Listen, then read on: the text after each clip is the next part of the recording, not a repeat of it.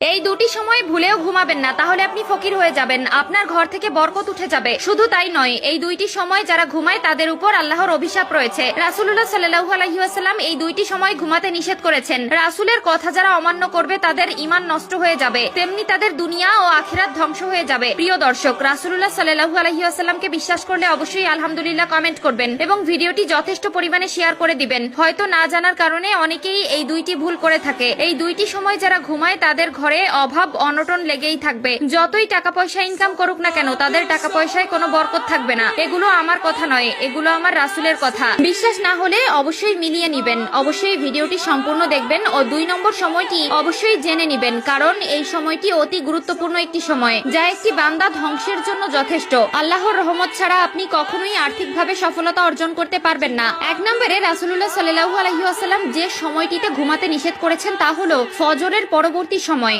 এই সময়ে আসমান থেকে ফেরেশতারা রহমত নাজিল করেন এবং রিজিক নিয়ে প্রত্যেকটি ঘরে ঘরে পৌঁছে যান। কিন্তু কোনো ঘরে যদি কোনো বান্দা ফজরের পরবর্তী সময়ে ঘুমিয়ে থাকে, তখন তার ঘরে রহমতের রিজিক নিয়ে যাওয়া হয় না। সেই রিজিক জঙ্গলে হিংস্র যত প্রাণীরা আছে তাদেরকে দিয়ে দেওয়া হয়। বুখারী হাদিসে নবীজি সাল্লাল্লাহু আলাইহি ওয়াসাল্লাম ফজরের ব্যাপারে আল্লাহর কাছে দোয়া করেছেন যেন এই সময়টিতে বান্দার উপর বরকত নাজিল হয়, এবং আল্লাহ তাআলা এই দোয়াটি কবুল করে নিয়েছেন।